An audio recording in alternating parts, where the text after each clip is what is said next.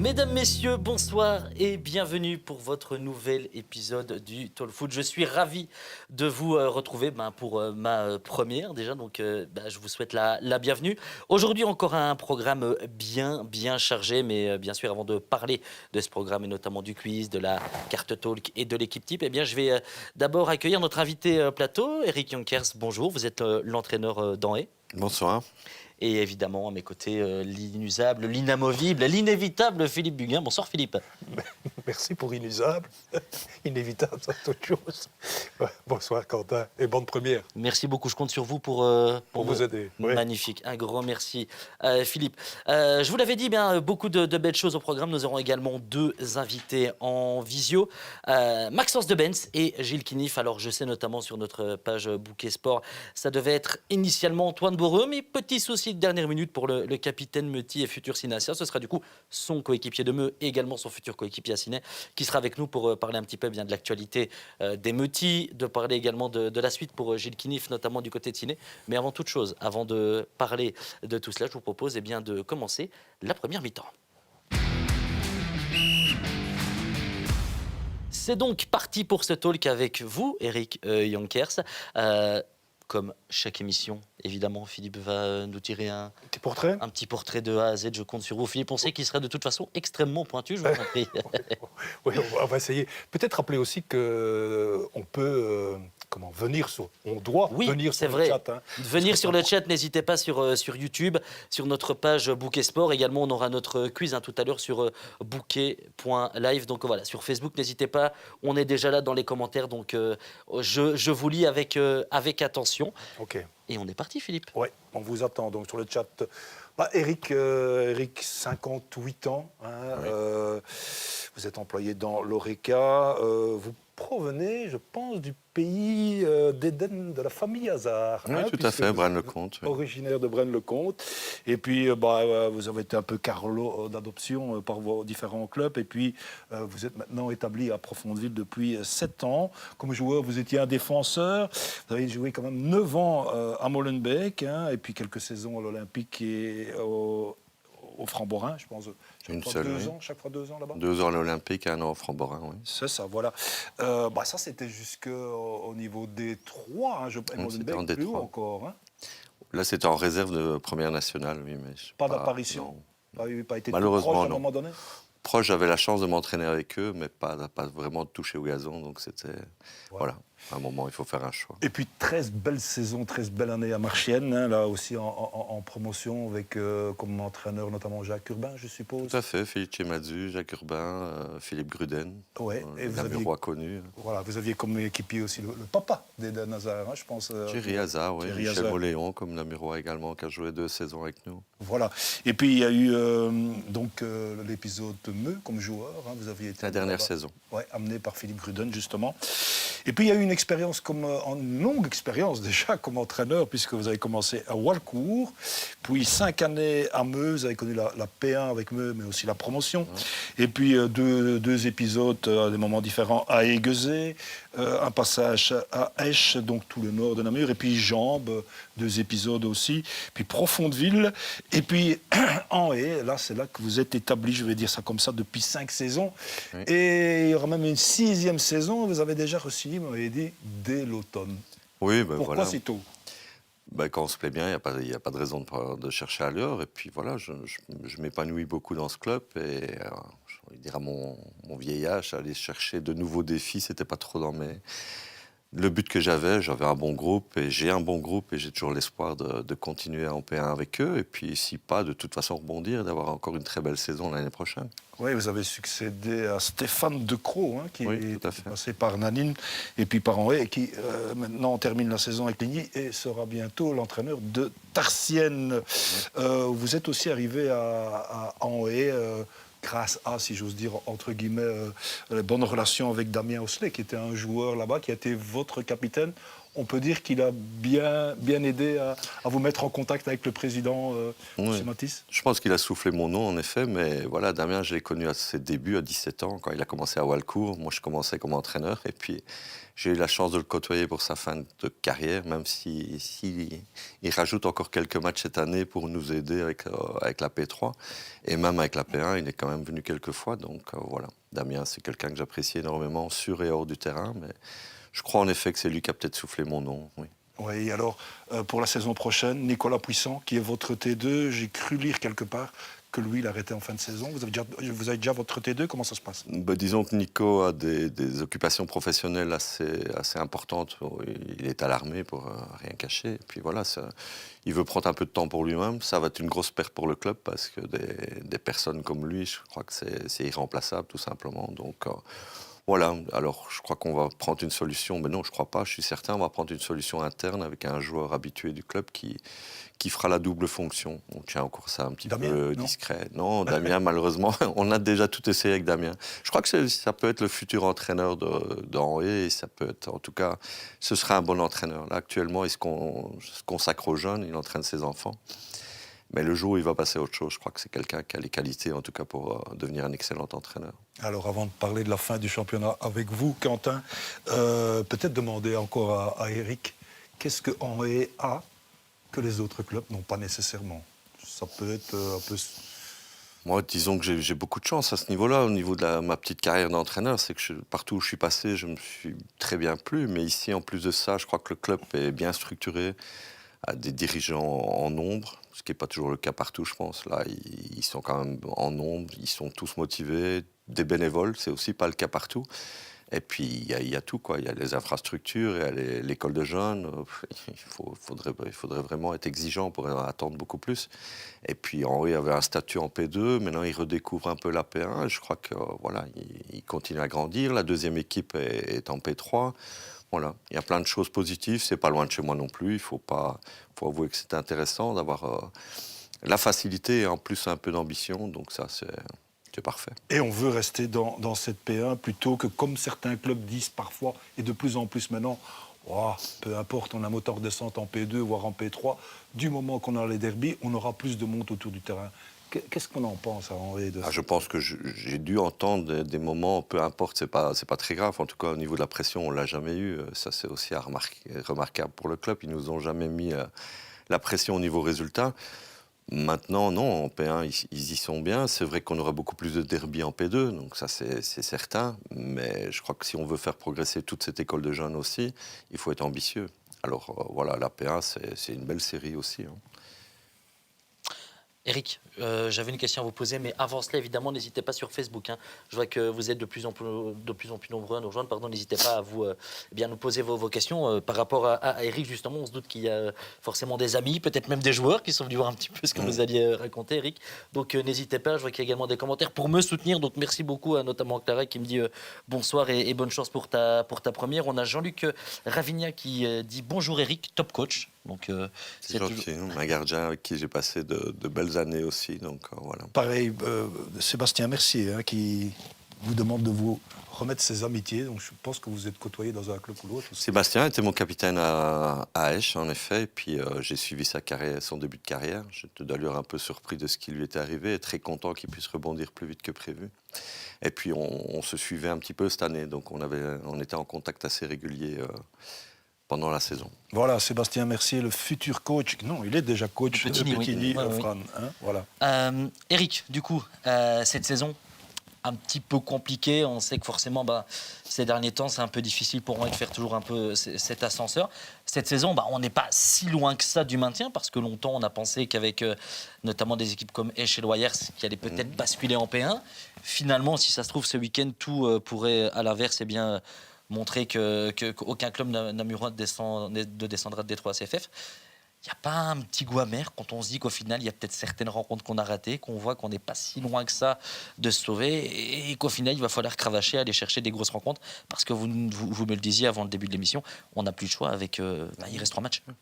Oui, ça, maintenant, il n'est plus question de reporter quoi que ce soit. Je crois que c'est la semaine couperée à tout niveau. On en parlait tout à l'heure, que ce soit en national, en P1 ou en P2. Je crois que c'est la semaine où tout le monde doit s'imposer, nous les premiers. puis des regrets, on en a toujours. Quand une saison, on se trouve dans notre classement, on ne peut pas ne pas avoir de regrets, ça c'est sûr. Maintenant, il ne faut justement pas vivre avec ces regrets. Il faut espérer que les 3 prochains matchs soient exceptionnels au niveau résultat. On est toujours en vie, c'est ce que j'arrête pas de dire aux joueurs. Maintenant, notre situation n'est pas la meilleure, on le sait, mais on n'a pas le choix. On joue chez nous ce week-end contre une très belle équipe de Shefton qui nous avait plus que mis en difficulté au match aller. On va voir si on a progressé. Donc, on n'a pas le choix, c'est sûr. Ouais, votre adversaire principal, c'est Wépion, quoi. Hein. Il y a 4 points de différence. Il faudrait essayer de les rejoindre. 3 matchs, 9 points. On en parlait au téléphone. L'idéal, ce serait de faire un 9 sur 9. C'est vrai qu'il faut quand même tenir compte un peu des résultats de Wépion. Hein. De toute façon, ils seront importants, bien sûr. Maintenant, je crois qu'on ne peut pas regarder l'adversaire. Parce que nous, notre grosse problématique, c'est le nombre de victoires. On a 3 victoires sur l'ensemble du championnat. Il faut pratiquement en faire 3 sur les 3 derniers matchs. Donc, je ne vous explique pas que c'est pas très évident, ça c'est sûr. Difficile. Maintenant, voilà, on a une multitude de nuls qui auraient pu se transformer en victoire. Hein. En victoire ou en défaite. Et je crois que si la moitié était passée en défaite, la moitié en victoire, on était bien mathématiquement. Donc, parce qu'on n'avance pas avec les nuls. Voilà, malheureusement. Il a quand même fait 8 nuls, et quand même des nuls contre des belles équipes, hein, contre Rochefort-B, contre Bossière, contre le Condrusien, Aspi, contre Rennes. Voilà. Un match clé quand même, c'est dommage de ne pas avoir été gagné à Jeudine. Oui, parce que là, on relançait, au lieu de 2 équipes, peut-être qu'on mettait 3 équipes dans la compétition. Jeudine, en prenant un point contre nous, s'est mis, je ne veux pas dire à l'aise, parce qu'on ne l'est jamais, puisqu'il pourrait y avoir 3 descendants malheureusement en national, mais il s'est mis dans une situation un peu plus confortable que Wépion et que nous, ça c'est sûr. Phil, gardez peut-être votre prochaine question pour Eric. Préparez peut-être la prochaine pour notre premier invité en visio qui est là, c'est Gilles Kinif, qui va nous rejoindre dans quelques secondes là.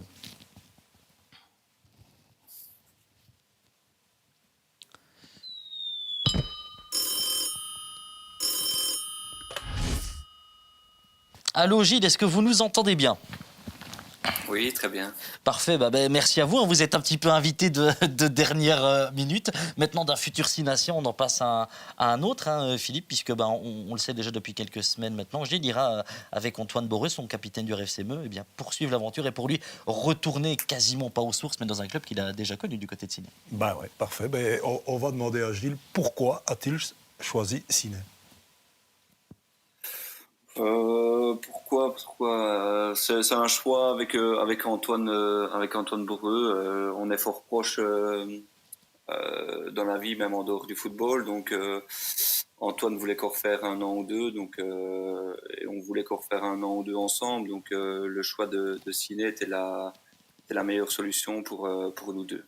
Et puis Gilles, il revient toujours dans les clubs où il est passé, puisque vous êtes déjà là à Ciné, je crois. Hein, donc vous y revenez. Hein, c'est comme Meux, je pense que vous êtes passé par Meux, puis vous êtes parti à Tilleux, puis vous êtes revenu à Meux. Je m'en berlificote peut-être, hein, remettez un peu de l'ordre dans tout ça. Ouais, donc je suis arrivé à 18 ans à Meux, j'ai fait 3 ans. Et l'année du titre, moi j'ai quitté pour aller à Ciné avec Gauthier Smal. L'année là, c'est très mal passé parce que c'était l'année où José Lardo était là et Luc Dandois avait repris au mois de janvier. Et de là, après, je suis parti 2 ans à Tilleur. Et puis, je suis revenu à Meux. Qu'est-ce qui vous a... Ici, je reviens Excusez-moi. à Ciné, mais voilà, c'est plus du tout le même staff que si ça avait été le même staff qu'il y avait quand j'y suis allé la première année. Certainement pas, j'y serais retourné, quoi. Qu'est-ce qui vous a poussé, Gilles, avec notamment Antoine, à partir de Meux ? Parce que l'aventure, elle peut être belle, on le sait, il y a une potentielle montée en D1 CFF. Déjà l'année dernière, c'était dans les têtes. Et puis finalement, il y a eu cette histoire de licence, il y a eu cette histoire de Coupe de Belgique où le parcours a été magnifique. Déjà là, première grosse déception pour Meux, parce que dans une rencontre où, certes, vous jouez un Cador, déjà, on peut le dire, de Jupiler Pro League, vous égalisez. Il y a ce 2-1 qui tombe, ça doit déjà être un gros coup parce que on a peut-être l'espoir d'aller créer l'exploit. Et derrière, il y a cette fin de saison qui est un peu compliquée. Ici, on était bien parti. Il y a le petit coup de moins bien. Qu'est-ce qui fait que vous n'avez peut-être pas envie de tenter, pourquoi pas, l'aventure avec Meux l'année prochaine en D1 CFF ? C'est simple, c'est juste le 3e entraînement qu'il y aura durant toute l'année avec Meux. Donc Laurent remet un entraînement le vendredi soir, ce qui est tout à fait logique par rapport à à la division. Moi, c'était l'entraînement-là qui faisait que j'avais pas trop envie de continuer. Le mardi et le jeudi, moi, ça me suffit et on me laisse tranquille après, quoi. Oui, alors vous êtes un habitant de l'entité de Mettey. On s'attendait peut-être plus vite à vous voir porter le maillot de BM. Vous aussi? Et à un moment donné, je pensais aussi, voilà, il y a eu quelques complications dans les négociations. Ça, on ne s'est pas bien compris. Et puis voilà, de toute façon, mon choix était fait que j'avais envie de rejouer un an avec Antoine. Et Antoine, venir à Bième, c'était pas possible, c'était beaucoup trop loin pour lui.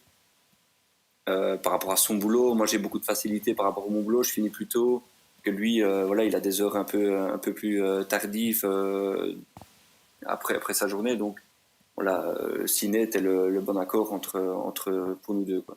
Et puis on a l'air de construire, pardon, avec Gabor Bukran, on a l'air de construire une équipe quand même très compétitive à Ciné, hein, si on regarde d'un peu plus près. Bah, je sais pas, si on regarde à l'heure actuelle, il y a très peu de joueurs qui sont encore à signer, parce que à part nous deux, Antoine et moi qui avons signé, je pense qu'il y a quand même assez bien de départ à signer. Donc je pense que l'équipe là n'est pas encore assez constituée pour l'année prochaine. Après, on parle des intentions, hein, c'est vrai que dans les intentions en tout cas, il y a une grosse envie de faire dans les intentions, c'est toujours bien de parler et de dire. Maintenant, il faut que ça soit acté pour qu'on soit sûr qu'on ait une équipe compétitive. Ben voilà, j'ai eu Gabor début de semaine ici et il me l'a confirmé. Il m'a cité certains joueurs qui pouvaient arriver à signer, et ce qui me réconforte dans mon choix d'avoir signé à Ciné. De très belles infrastructures aussi à Ciné, hein. C'est pas négligeable pour un joueur. Oui, c'est sûr, c'est un confort, mais voilà, on n'avait pas à se plaindre à Meux avec le terrain synthétique. Et l'avantage de Meux, c'est que tous les matchs à domicile se jouaient sur terrain en herbe. À Ciné, ça reste terrain synthétique. Ça reste du football, donc le football, pour moi, ça reste sur un terrain en herbe quand même. Maintenant, voilà, j'ai fait le choix d'aller à Ciné. Ça ne me dérange pas de jouer sur synthétique, hein, mais c'est quand même beaucoup mieux de jouer sur un terrain en herbe. Ce sera le dernier club ou bien vous n'avez pas de plan? C'est difficile à dire. C'est comme j'en ai parlé avec Antoine. Il faudra voir où est ma motivation en fin de saison l'année prochaine avec Ciné. Tout est possible. On verra. Je ne saurais pas dire si c'est le dernier club. Pour revenir rapidement à Meux, 2 secondes, quel est l'état d'esprit dans le vestiaire? On le sait, vous les premiers, il y a eu cette grosse déception avec ce coup de moins bien, comme ça peut arriver à beaucoup d'équipes. Là où généralement, dans une saison, chaque équipe mange un peu son pain noir. Du côté de Scarbeck, on a l'impression qu'on n'a pas forcément eu cette baisse de régime, ce manque de réussite, parce qu'on sait qu'il y a notamment eu des défaites 1-0 où vous dominez la rencontre, où vous n'arrivez pas à mettre ce but et derrière, sur la seule occasion de l'adversaire, il marque. Quel est l'état d'esprit du côté de Meux? On s'attend forcément, on se prépare déjà à jouer le tour final, même si on doit toujours y croire. Même si ça pourrait déjà être relancé avec le match entre Angers et Scarbeck. Quel est l'état d'esprit là pour le moment du côté du vestiaire de Meux? L'état d'esprit est très bon. On l'a encore vu ce mardi à l'entraînement. On voit qu'il y a une bonne ambiance entre tous les joueurs, qu'il y a toujours de la qualité aux entraînements. Oui, on doit regarder à Scarbeck par rapport à la première place et en espérant qu'il perd des points. Mais le plus important, c'est déjà nous de gagner les matchs prochains et d'essayer d'enchaîner les victoires sur les 5 derniers matchs qui nous restent. Après, voilà, si c'est à nous à jouer le tour final, on jouera pour monter en D1. La tranche 3, Gilles, est quand même, de Meux est quand même un petit peu moins prolifique que la tranche 1 que vous avez gagnée, et même que la 2. Hein. Je vois que vous êtes à 11 points sur 24. Il y a un petit relâchement inconscient dans l'équipe depuis ces défaites contre Onhé, la Calamine, Raren ou pas forcément? On a un peu ce moins bien, je pense, offensivement et défensivement. Au début de saison, peu importe les occasions qu'on avait, j'ai l'impression qu'elles finissaient au goal, qu'ici, ils nous font un peu plus. On le voit encore au match contre Aaron la semaine passée. on a 2-3 occasions 5 étoiles où il n'y a plus qu'à la pousser dedans et elle n'y va pas. Donc c'est ça qui nous fait un peu mal. Et défensivement, on se prend un contre à la 88e parce que voilà, on était moins dans le duel, on était moins concentré et offensivement c'est exactement la même chose. Manque de concentration où on se dit le ballon va aller dans le goal, alors que ici il faudra beaucoup plus de concentration et pour marquer ces goals qu'on mettait au début de saison, quoi.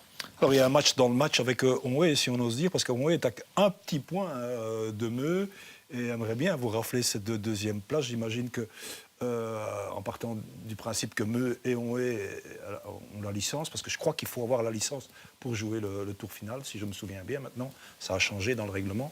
Mais c'est important de finir deuxième pour pouvoir jouer à domicile, quoi. Oui, bien sûr.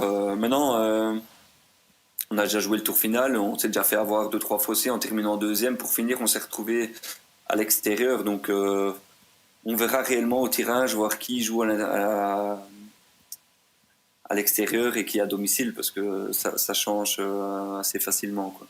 Oui, alors donc il vous reste Verlaine, l'URLC le samedi soir chez vous, puis le dimanche de Pâques vous allez à Verviers, ce sera peut-être un match clé pour Verviers aussi qui joue toujours la tranche, et puis à Gansoren, et on finira par un Meux oui.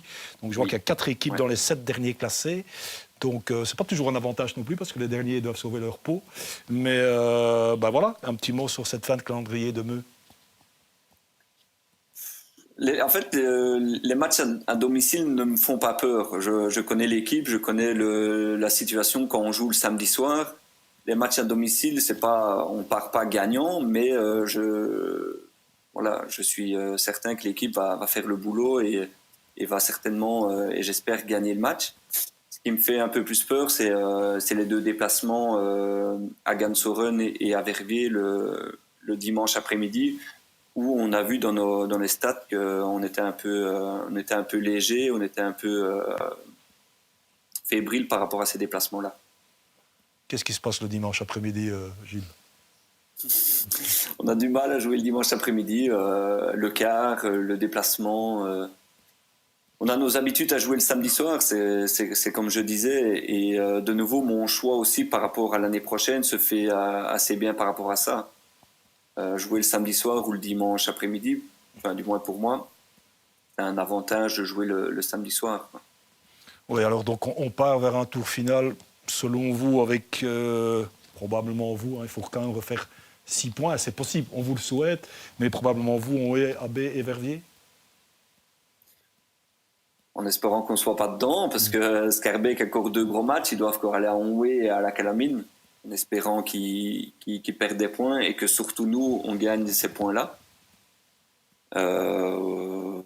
Maintenant le tour final, rien n'est encore décidé, à part nous qui sommes sûrs d'y être, quoi. Oui, et pour le moment, est-ce qu'on parle aussi entre joueurs de cette fameuse licence qu'on aura pour aller jouer en D1 si vous avez la possibilité de jouer, puisqu'il y a un avis favorable de l'auditorat. Tout ça doit être encore officialisé par la commission des licences prochainement, mais enfin c'est en très bonne voie à Meux. Ça booste un peu les joueurs aussi. Surtout, oui, voilà, c'est un travail qui est récompensé et voilà, il faut mettre aussi à l'honneur le service d'Éric Adam et du staff qui l'a suivi par rapport à la préparation de la licence, tout le travail de Philippe Dubail aussi en tant que président. Il faut leur remettre aussi l'honneur du travail. Et oui, les joueurs sont satisfaits de la licence et même ceux, on va dire, les 3 départs avec Antoine Palat, Antoine Bourreau et moi, on est content d'avoir la licence et on va tout faire pour que le club arrive aux objectifs voulus à l'heure actuelle. Eh bien, écoutez, merci beaucoup, Gilles, d'avoir été présent avec nous. On vous souhaite évidemment tout le meilleur dans un premier temps avec Meux pour finir la saison et la même chose pour la suite du côté de Ciné. Merci à vous. Merci. Allez, avant de passer à l'équipe type. On a quelques petites questions, notamment sur notre Facebook Live. On a notamment un entraîneur bien connu que vous avez déjà affronté cette saison, Thomas Nénis, qui dit que vous êtes un coach sous-estimé dans la province, humainement toujours un plaisir de te croiser. On a un point commun, lequel? Point d'interrogation, nous dit Thomas.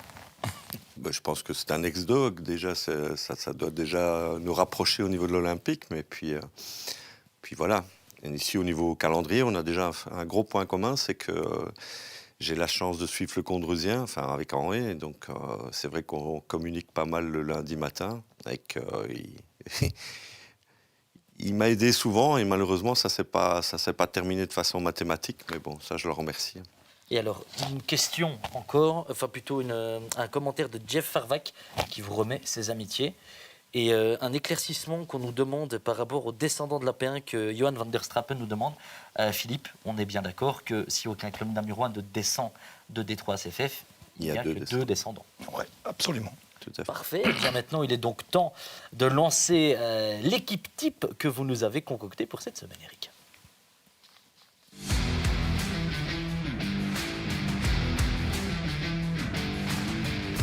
Et eh bien, on va commencer avec le gardien, Vincent Eugène, quelqu'un qu'on n'a pas forcément l'habitude de voir. C'est plus du côté de Grandet, généralement, qu'on va chercher le gardien de l'équipe type.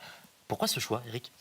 Mais déjà, au niveau de l'équipe type, j'ai voulu changer un tout petit peu, même si on va retrouver pas mal de joueurs, parce qu'il y a déjà 4 équipes types en P1, celle d'Evlette, celle de Granley, de Rochefort et du Condrusien. Donc ça, on pourrait mettre les 11 joueurs.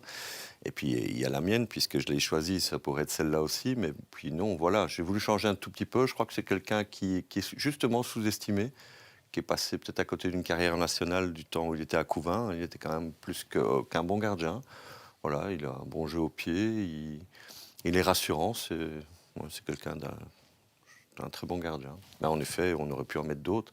Et je crois que c'est aussi propre à la P1. Il y a beaucoup de bons gardiens. Si on voit que Henri, que Jeudine et que Ouépion, par exemple, sont toujours en vie, c'est peut-être parce que la qualité des gardiens, de Jeudine, il ne faut pas le présenter, de Ouépion non plus, et le nôtre non plus. Donc voilà, les nôtres, je dirais même. Donc voilà. Et pour encaisser un petit peu trop de votre côté, parce que dans tous les nuls, je vois beaucoup de 3-3, 2-2. Ouais. Je crois qu'on n'a fait qu'une seule clean sheet, ça c'est sûr. Maintenant, je dis toujours, les premiers défenseurs sont les attaquants. Donc il ne faut pas toujours focaliser uniquement sur le bloc arrière. C'est collectif. Ben justement, on va monter d'une ligne et passer aux 4 défenseurs avec notamment les 2 centraux et des joueurs qu'on connaît, notamment comme Noah Espel, Matteo Van Coppenol, et puis des choix un petit peu différents, notamment Nathan Sanchez, qu'on ne voit pas souvent, Louis Sondran, qu'on a déjà vu, mais c'est vrai qu'on en voit un petit peu d'autres d'habitude.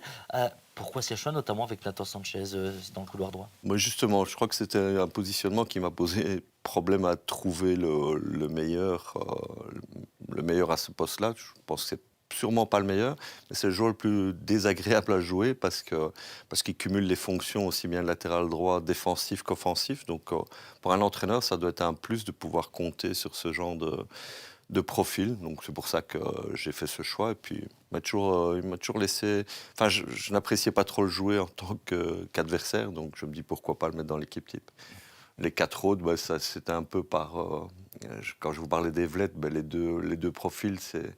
Mais déjà, Matteo Van Coppenol, pour moi, c'est simplement le meilleur joueur de la série, donc il n'y a pas photo. Et les 2 autres, je m'y retrouve un tout petit peu. Louis Sondran, j'apprécie beaucoup sur le terrain, aussi bien en 6 qu'en 4. Et je crois qu'il a une belle carrière devant lui, mais plutôt en arrière central qu'en médian def. Il y a un gros volume de jeu et ça m'a l'air d'un gentleman sur le terrain. En tout cas, c'est agréable.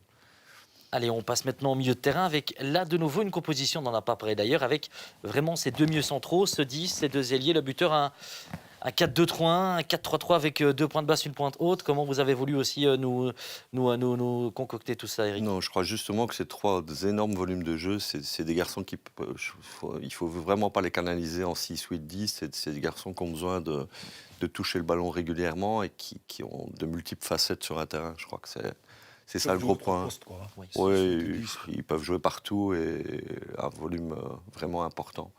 Puis Diego, c'est une petite touche aussi. J'ai quand même la chance de jouer avec son papa pendant de nombreuses années. Donc voilà, c'est un petit peu ça. Bon, le capitaine d'Evlette, il ne faut pas le présenter. Et le joueur du Condrusien, c'est vraiment un pion important, je crois, dans l'effectif de Thomas, justement. Allez, passons maintenant aux pointes, enfin à la pointe qu'on connaît évidemment et qu'on a déjà vu, et puis surtout aux joueurs de côté, aux ailiers, avec forcément des joueurs qu'on a vus, d'autres qu'on voit moins. Alors, Malcolm Francote, évidemment, c'est un incontournable avec notamment Leleu. Et puis Yanis Calais, Guy Nguea, là aussi des joueurs qui vous ont marqué quand vous les avez affrontés. Oui, et puis je voulais mettre un peu de jeunesse dans cette équipe avec le respect que j'ai pour tous les autres, mais je crois que tous les deux ont une énorme marge de progression. Et je crois que c'est le moment de les mettre dans l'équipe type de P1 parce qu'ils y resteront peut-être pas longtemps en P1. Donc voilà, c'est des joueurs intéressants, de la vitesse, ils savent marquer un goal. Ils ont du physique, ils ont pratiquement tout pour eux. Et c'est vraiment des joueurs d'avenir, je pense, tout simplement. Et puis Malcolm devant, c'est un buteur, c'est un joueur qui est fait pour marquer des buts et que je crois que chaque entraîneur apprécierait d'avoir dans son effectif, tout simplement. Il vous reste 3 matchs, comme les autres équipes d'ailleurs, pour ce championnat. Si vous avez une baguette magique et que vous pouvez prendre un joueur de cette équipe type que vous avez concocté pour finir la saison avec Angers, prenez qui? Et pourquoi? Déjà, c'est compliqué parce que de un, si j'ai une baguette magique, c'est de garder mes 14 effectifs sans blessure au niveau de mon groupe pur. Et prendre un joueur, c'est compliqué. Maintenant, dans notre situation, vu qu'on doit mettre un but de plus que l'adversaire, ce sera assez facile de prendre un des 3 attaquants. Ça, voilà. Il faut choisir, Eric. Malcolm, puisque c'est le plus haut, tout simplement. Voilà. Et pour rebondir justement sur Malcolm Francote et plutôt rebondir sur son équipe, c'est un duel comme chaque année, décidément en P1. Alors c'est très agréable à suivre. Selon vous, qui va émerger? Est-ce que Evlet a pris l'avance et est passé devant au bon moment face à Grandlay, ou notamment, comme on l'a vu avec le petit faux pas à Petigny, le déplacement de ce week-end à Rochefort qui va être très compliqué? Selon vous, est-ce que c'est encore écrit, ou un exemple, si Evlet vient perdre à Rochefort, est-ce que vous pensez que Grandlay peut peut-être au mental repasser devant et aller chercher ce titre? Je pense que vraiment jusqu'au dernier match, il n'y a rien de décisif parce que, comme vous dites, il y a un match très important avec le déplacement, avec le match contre Rochefort, pardon, ça c'est sûr. Mais les 2 équipes le méritent. Malheureusement, il n'y aura qu'un seul accessite et Grandlay n'a sûrement pas dit son dernier mot. La plus belle équipe des 2 que vous avez affrontée cette saison? C'est très con. Je préfère non. Franchement, non. Evlet a une multitude d'individualités où Pascal a réussi à en faire une équipe, c'est bien. Et par contre, Grandlay a un groupe et un collectif, et avec Manu à la tête, je pense que ça lui ferait du bien de retrouver la nationale aussi. Donc c'est 50-50, franchement. Oui, puis on avait eu cette petite saga. Philippe, est-ce que Malcolm Francote allait prolonger ou pas? On savait qu'il n'était peut-être pas forcément intéressé d'aller en Détroit, mais on a appris qu'il a signé. Donc, est-ce que c'est pas forcément un bon signal? Comme quoi, on aurait peut-être envie d'évoluer à un cran plus haut aussi pour Malcolm Francote. Difficile à dire. À mon avis, après la discussion qu'il a eue avec nous ici, dans le talk, et tout s'est précipité avec les dirigeants. Et je pense qu'il s'est laissé guider vers le choix aussi du cœur, parce qu'il se plaît bien, je crois, à Grandlay. Donc voilà, que ce soit en P1 ou en D3, je pense qu'il a fait un bon choix, tout simplement.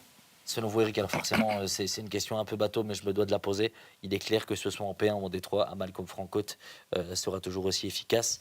Parce qu'on le sait, généralement, ce qui peut surprendre aussi, quand on passe d'une division à une autre, à part peut-être les 4-5 équipes qui archi-dominent, c'est vrai que c'est toujours des styles de jeu un petit peu plus difficiles, où ne fût-ce qu'un bête contrôle de balle est beaucoup plus punitif. Mais est-ce que pour vous, il pourrait se débrouiller du moins tout aussi bien en D3 CFF qu'en P1?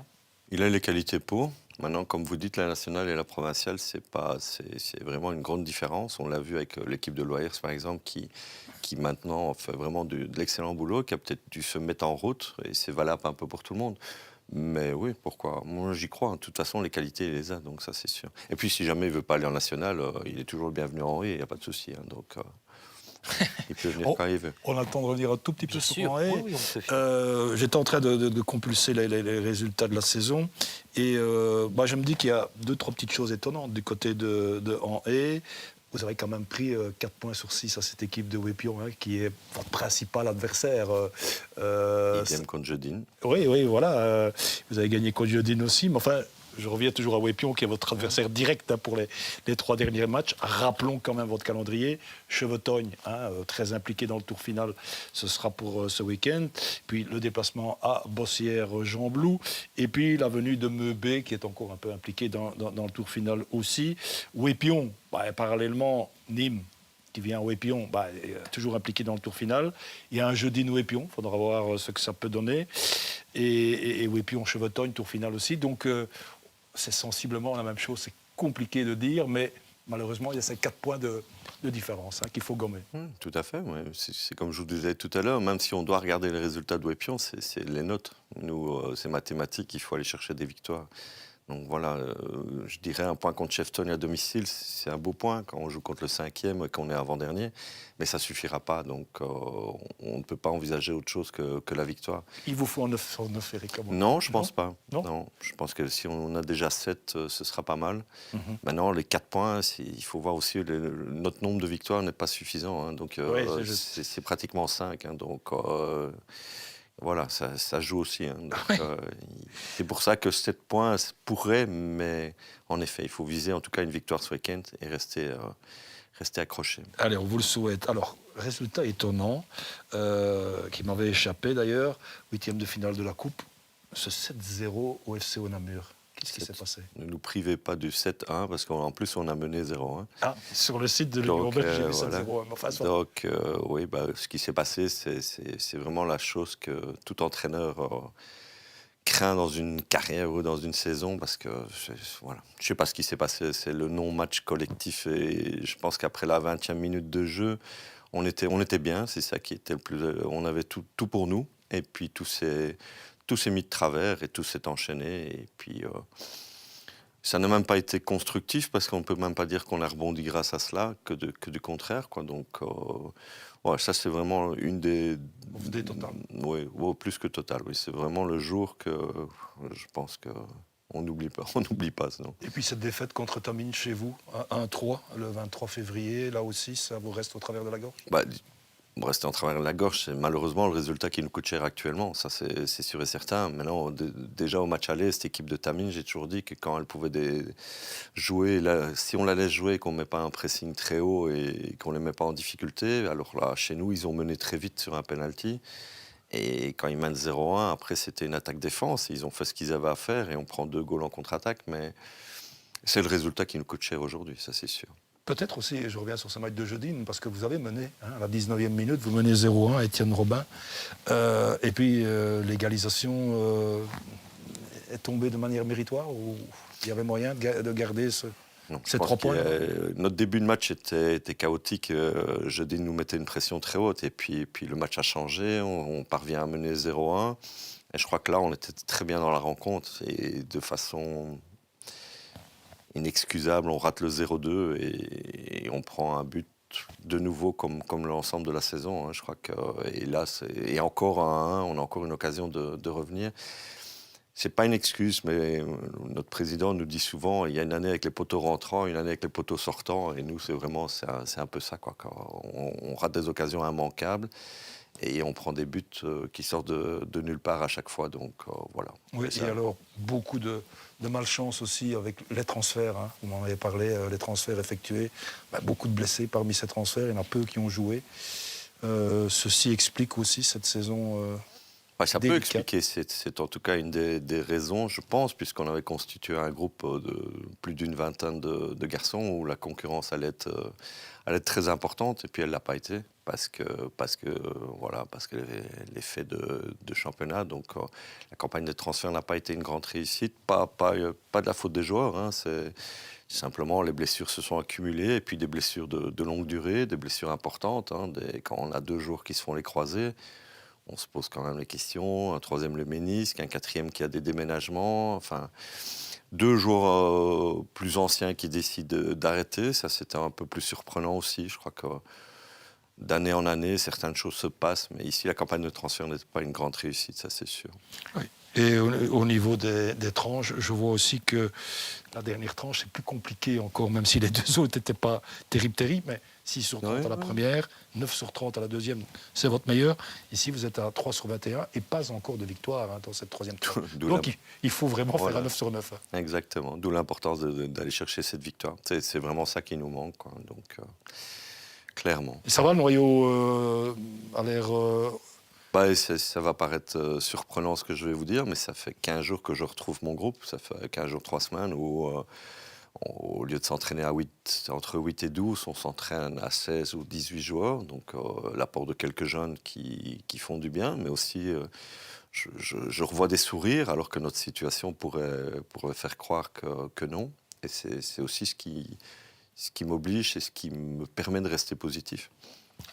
Eh bien, mon cher Philippe, on va pouvoir passer à la revue de presse. Mais avant, évidemment, on a des petites questions dans le chat. On a notamment Elliot Noléon. Mais ça, ce sera pour Maxence de Benz qui nous dit, eh bien, le saviez-vous, Maxence de Benz a été formé en partie à l'Union d'Amiens. Maintenant, est-ce que c'est vrai, est-ce que c'est pas vrai?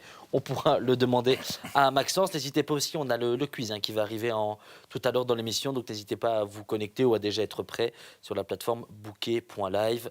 Vous mettez votre pseudo et vous pouvez déjà attendre dans le salon pour participer. Mais avant tout cela, mon cher Philippe, c'est l'heure évidemment de votre revue de presse. Voilà. Une revue de presse avec des choses et des sujets bien différents. Philippe, nous vous écoutons pour cette revue de presse. Oui, on parle de l'entité de Hanhé avec notre invité Eric Anker. C'est bien, on va continuer avec l'entité de Hanhé, puisqu'on va vous parler de Denay. Je pense qu'on en avait parlé il y a 15 jours, 3 semaines, en se demandant si ce club allait continuer ses activités. Alors, dans un premier temps, je pensais, moi, Denay, entité de Mété, mais pas du tout, donc c'est entité de Hanhé. Mais voilà, donc la bonne nouvelle, c'est que Denay va bien poursuivre ses activités la saison prochaine. Pour le moment, cette équipe est 12e de la P3A, quasi sauvée, je dis bien quasi sauvée, parce que tout peut encore se passer. L'équipe peut être barragiste s'il y avait un descendant de Détroit national. Et là, Denay n'a qu'un petit point d'avance sur Moustillé B, donc les 3 derniers matchs seront importants. Et quand je vous dirai que dans les 3 derniers matchs, il y en a 2 qui se jouent contre les 2 premiers, Flévé et Gemep. Le calendrier n'est pas facile pour Denay, qui devra essayer de prendre les derniers points salvateurs contre l'Étoile Tamine ce week-end. Et attention, le premier descendant qui élève est à 6 points. Donc, il faudrait beaucoup de malchance, mais on va dire que double bonne nouvelle, Denay va rester en P3, je le sens bien, et aura toujours bien ses activités, sauf qu'il n'y aura plus d'équipe réserve, parce que beaucoup de joueurs de l'équipe réserve vont constituer le noyau de l'équipe A, qui n'est pas encore constituée. On cherche toujours un entraîneur, puisque Nicolas Auger s'en va. Et puis, il n'y aura plus non plus l'équipe des U9, l'équipe de jeunes, puisqu'ils partent, les jeunes, à Saint-Gérard, club voisin. Ils partent avec l'entraîneur Ludovic Pochet, je crois. Donc voilà. Grand merci aussi, on se dit ça du côté de Denay, aux frères Adam qui ont porté ce club depuis 2017 et qui aujourd'hui ont besoin de passer la main.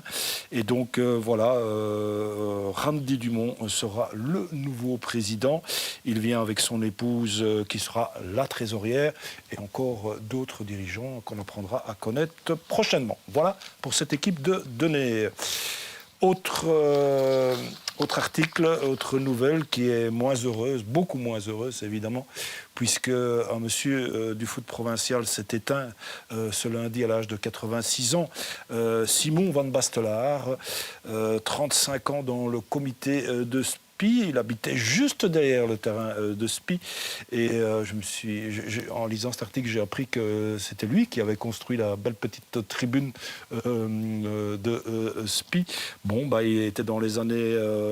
c'est lui aussi, avec le comité, bien sûr, derrière le projet du synthétique. Et on a été jusqu'à 500 affiliés. On est toujours plus ou moins dans ce chiffre-là, du côté de Spie, tout ça sous son air, je vais dire. Et voilà, il a été aussi 23 ans président du club de Spie. Voilà, Simon qui était ferrailleur, bien connu dans la région, mais au-delà de la région aussi. On se veut rassurant aussi dans le club en disant que voilà, le club tiendra son rang et en ayant toujours évidemment une pensée pour Simon qui a beaucoup aidé dans la constitution des derniers noyaux de Spie. Voilà pour cet article paru dans Sud Presse, et puis un autre article paru aussi dans Sud Presse et qui concerne le club d'Hanhé, dont on vous parlait tout à l'heure, à la lutte avec Meux pour la 2e place en D2 ACFF à un petit point. Et on parle, j'ai choisi cet article parce que c'est un de mes joueurs préférés, je vais dire, depuis des années et des années qu'il est là déjà. Maintenant, je crois qu'il en est presque à sa 9e saison. Il termine sa 8e et donc il a rempli pour une 9e saison. Je veux parler de Aurélien Lambert, un des plus beaux joueurs de la province, qui nous gratifie chaque année de superbes buts qu'on voit souvent dans les images de nos confrères de ma télé. Cette année-ci, on l'a pas vu, tout simplement, parce que je crois qu'il n'a pas marqué. C'est suffisamment rare que pour être souligné. Mais en même temps, quand il jouait attaquant au début de son arrivée à Onhé, aujourd'hui, il joue 6. Donc, il recule dans le jeu. Et quand on vous dira que du côté de Onhé, le bloc défensif, c'est un peu la grande force aussi de cette équipe. Donc, comme on sait qu'il est au milieu du jeu de qui là aussi, on sait qu'il, quand il ne marque pas, il fait le boulot défensif. Bon, c'est un joueur qui est passé par Ménil et puis qui est resté 10 saisons à Bourrin avant de filer à Ciney pour 5 saisons. Et donc, il sera toujours à Onhé à l'âge de 37 ans. Et tant que le corps suit, il reste, comme il dit. Oui, preuve aussi peut-être qu'avec Aurélien Aubert qui dit qu'il n'a pas peur de la D1 CFF, est-ce que c'est pas non plus... on a l'impression que c'est dans les têtes aussi pour Henri, pourquoi pas aller chercher cette montée via le Tour final. Bien sûr, je n'ai pas encore lu si l'auditorat avait donné un avis favorable pour la licence du côté d'Onhé, mais je peux supposer que tout se passera bien, ils ont tout ce qu'il faut là-bas pour être dans les clous. Et ce que je vois surtout au niveau des joueurs, parfois c'est qu'ils ne sont pas toujours enclins à monter d'un cran, tout simplement parce qu'il y a un entraînement de plus. Ouais. Et c'est vrai que quand le foot prend beaucoup de temps sur votre semaine, que vous avez une famille, que vous avez d'autres activités, et bien sûr votre boulot, on se pose parfois la question. D'ailleurs, c'est une question qu'on pourrait poser à Eric. 3 entraînements semaine, quand on a son travail, quand on a une famille, c'est trop pour un footballeur amateur? C'est ce que j'ai eu la chance de connaître. Et puis voilà, c'est vrai que maintenant, il y a plein de facteurs qui rentrent en ligne de compte. Le travail, la famille. Mais bon, sans sacrifice, il y a aussi le niveau. Hein. Je pense que je peux les comprendre. Maintenant, s'ils ont la chance de monter à un certain niveau, ils doivent morteler. Ça vaut la peine de tenter l'aventure. Oui, moi, j'ai pas de regrets, en tout cas. Voilà. Mais c'est vrai que ça, une soirée en moins. Et puis c'est souvent le vendredi que j'entends. Et c'est vrai que le vendredi, c'est des journées charnières dans la semaine. Hein. Donc nous, c'était plutôt lundi, mardi, jeudi. Donc voilà, c'est des choix. Philippe, je viens de me rendre compte que j'ai fait une petite bêtise. J'ai oublié de donner le coup d'envoi de la seconde mi-temps. J'ai pris un petit peu de temps additionnel, je m'en excuse. On est parti donc pour cette seconde période. Question aussi par rapport, et petite remarque, Philippe, que je souhaitais faire parce qu'effectivement j'y pense également. En D2 ACFF, pour l'instant, l'équipe leader, c'est l'équipe qui a terminé 2e l'année dernière, en l'occurrence Skerbeek, et le 3e à égalité qui joue pour la 2e place, c'est celui qui était champion. Donc preuve aussi qu'effectivement, il y avait déjà de la qualité dans cette D3 ACFF et il y en a tellement qu'on joue aussi les premiers rôles dans cette D2. Ouais, mais c'est surtout, Quentin, que ce sont des groupes, tant au crossing qu'à Onhé, et même Meux, qui est là, qui ne bougent pas beaucoup. Hein, et les gens se connaissent bien. Je relis quelques phrases, si vous voulez bien, d'Aurélien Lambert, ça dit tout. Quand il dit « J'habite à 5 minutes du terrain, j'aime ce confort ». Et puis, il y a au club cette ambiance familiale que j'ai connue partout dans ma carrière. La grande majorité du groupe va rester. Cette cohésion d'équipe, c'est vraiment notre force. Cohésion d'équipe, parce que justement, ils se connaissent depuis des années et des années. C'est aussi la force de Meux. Et au crossing, beaucoup de joueurs étaient déjà là l'année passée aussi, et Rampil aussi. Donc, le premier beau transfert d'un club, pour moi, c'est de conserver la majorité de son groupe dès l'instant où il est performant. Eric. Ah oui, non, tout à fait. Pour un entraîneur, c'est déjà beaucoup plus facile. Hein. Voilà, si on peut ponctuellement apporter 2 ou 3 joueurs, mais cette ambiance familiale que j'entends, c'est très important également. Et voilà. Mais c'est sûr que c'est une facilité, et puis c'est un gage de réussite pratiquement à chaque fois. On voit qu'il y a beaucoup de commentaires sur Facebook, notamment pour Maxence de Bens. On a une vraie rockstar qui est invitée. Patientez encore quelques minutes. Maxence devra arriver, on sait qu'il est extrêmement attendu. On a notamment Elliot Montléon. D'ailleurs, j'avais vu qu'Elliot Montléon s'était fait vanner un petit peu sur les réseaux sociaux pour savoir si ça devenait plus un joueur qu'un agent de joueur. Parce que on le sait, alors certes, il va faire son retour à l'Oyers, mais il y a aussi ce petit côté où il place peut-être des éléments, on ne le sait pas, mais patientez encore, allez, 5-10 minutes. Et Maxence de Benz, évidemment, viendra avec nous pour parler notamment aussi de Fernand et de ça. Ouais, et on attend tous ceux qui connaissent Eric Jonkers. Évidemment, aussi pour on avait déjà eu quelques petits messages. Il y en a quand même beaucoup ici pour Maxence. Mais ouais, c'est vrai qu'effectivement, depuis Jeff Fervac qui remettait ses habits Eric, on n'a pas grand-chose. Donc n'hésitez pas aussi, parce qu'il y a aussi pas mal de choses qu'on a envie de savoir. Moi, Eric, je vais revenir avec vous 2 secondes. Alors on le sait, on a déjà beaucoup parlé de ces matchs importants. Dans votre carrière, est-ce que ça vous est peut-être déjà arrivé de vivre ce genre de choses où on est devant le fait accompli, on n'a pas le choix, il faut gagner. On sait généralement que ça peut être peut-être tout ou rien. On se sublime ou justement on s'effondre. Comment vous avez peut-être aussi déjà géré ça dans votre carrière de joueur? Comme joueur, oui, ça, souvent, malheureusement, quand on est dans une position, enfin, heureusement, quand on est dans une position de compétiteur, oui, c'est motivant. Normalement, lorsque l'arbitre siffle l'entame du match, on oublie plein de choses et on se sublime, comme vous dites, mais c'est surtout, on donne le maximum. Moi, c'est la seule chose que j'attends des gars, c'est qu'ils ne soient pas, justement, qu'ils n'aient pas cette peur de gagner. C'est la seule chose qui pourrait bloquer un joueur. Alors, je dis toujours, c'est comme un peu pour l'équipe type, je disais à Philippe au téléphone, sur un match, c'est compliqué d'être... voilà, on ne peut pas faire une saison sur un seul match. Donc nous, on sait que là, on a 3 matchs. Et j'espère qu'ils vont se sublimer, qu'ils vont éviter les suspensions, qui pourraient nous coûter encore dans les 2 derniers matchs, toutes des choses comme ça. Mais il ne faut pas non plus surjouer, c'est la pire chose pour un joueur. Essayer de faire des choses qu'on n'est pas capable de faire, ça ne sert à rien, parce que ce sera pire que mieux. Est-ce que vous avez, on le sait, on a déjà vu, notamment sur les réseaux sociaux, ces fameux discours de coach quand il faut espérer jouer le maintien. On le sait, notamment, vous dites qu'à l'entraînement, il y a un regain de motivation, que vous avez retrouvé vos hommes, votre groupe. Est-ce que vous, pas forcément adapté, parce qu'un coach qui a envie de gagner n'adapte pas son discours et il y a toujours ce même mantra, je vais dire, mais est-ce que vous allez peut-être essayer de trouver des mots ou de parler avec vos tripes pour essayer de motiver vos joueurs, ou vous vous rendez bien compte que la motivation suffira? Comment vous aussi vous voyez ça en tant que coach? Parce que c'est jamais évident. Non, on est là pour ça, justement. Hein.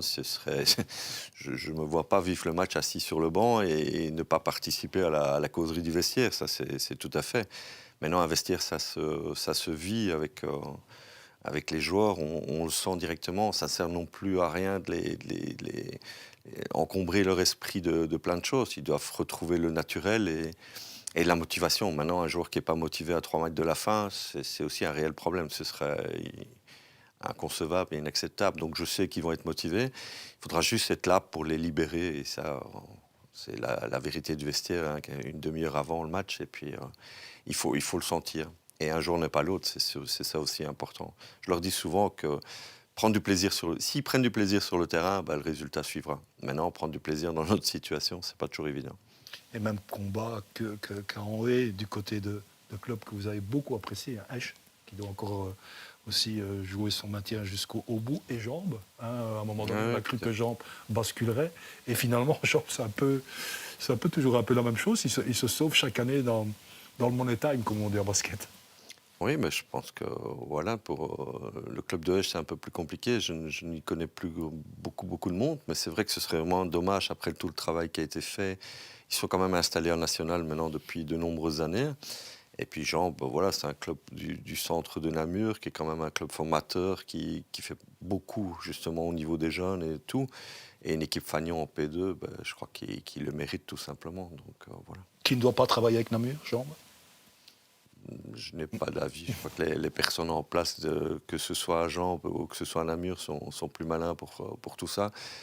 Mais je crois que Jean a son identité propre. Son identité propre, oui, voilà. Et on parle de jambes, justement, et évidemment, quand on a besoin d'avoir un petit commentaire pour avoir, justement, c'est une question toujours un petit peu particulière, c'est l'un de nos plus grands fans, Lucas Gibaldi, qui vous pose cette question. Eric, quel souvenir gardez-vous de votre dernier passage à Jambes? Mais déjà de l'avoir côtoyé dans le vestiaire. Donc ça, c'est difficile de l'oublier, parce que je vois qu'il est toujours aussi productif sur les réseaux sociaux.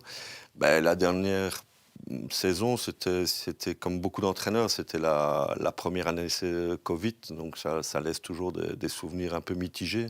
Parce que je crois qu'on avait beaucoup d'ambition cette année-là et que malheureusement, on commençait seulement notre sprint final quand on a été arrêté dans notre élan. Donc voilà, là, c'est un goût de trop peu, tout simplement, ça c'est sûr. Mais de bons souvenirs. Vous êtes tellement bon que de temps en temps, enfin chaque année maintenant, depuis ces dernières années du moins, vous prenez un petit pion de gens pour vous renforcer, puisque vous allez me redire le nom de celui qui est arrivé l'année passée, je crois que c'est Désiré Manzi. Et puis vous avez déjà transféré à Boubacar Touré, un médian polyvalent pour la prochaine saison.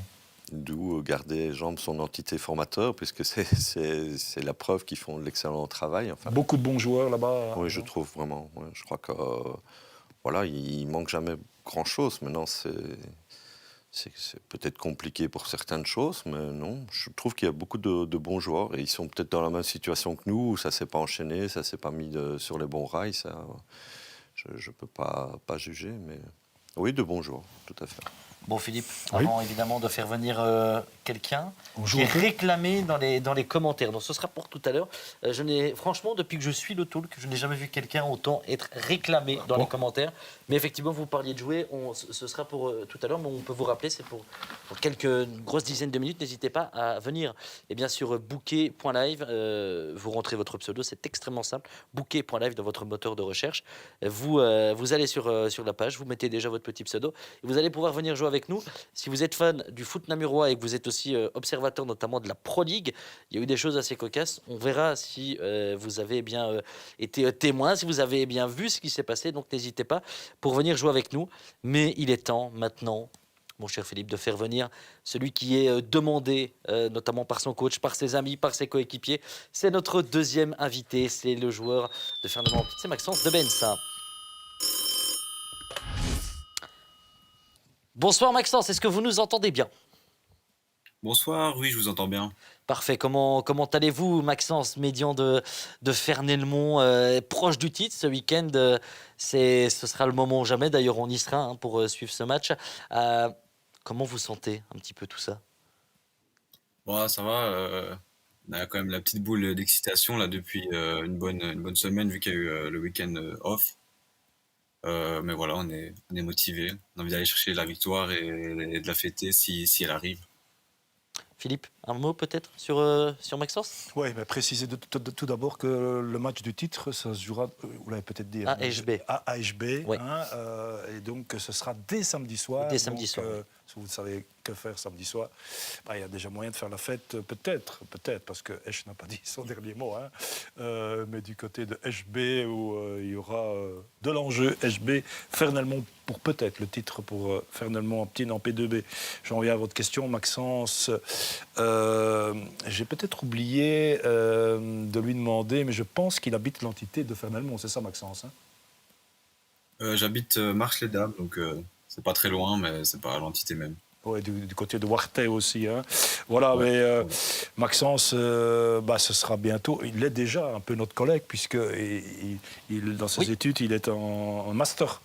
Il termine un master en journalisme et il est déjà correspondant de presse pour l'avenir. Donc voilà, 23 ans, c'est un demi-récupérateur. Il a été formé dans les jeunes, au sein des jeunes de l'Arquet, aussi un peu à Fernelmont. Et puis il a joué... fait un petit passage à Namur. Il a joué 3 saisons à Bonine. Il a joué aussi à Loyers. Et après l'épisode Bonine, c'est ça qui est un peu surprenant, alors qu'il n'a que 23 ans, il a failli tout arrêter. Il n'avait plus de plaisir, il n'avait plus la flamme. Et c'est finalement l'entraîneur actuel, Yves Van Krant, qu'il avait déjà connu chez les jeunes à Fernelmont, qui lui a donné l'opportunité de revenir aux affaires footballistiques. Mais voilà, on pourrait peut-être lui demander qu'est-ce qui s'est passé, pourquoi plus la femme après l'épisode Bonine, si ça peut se dire, Maxence.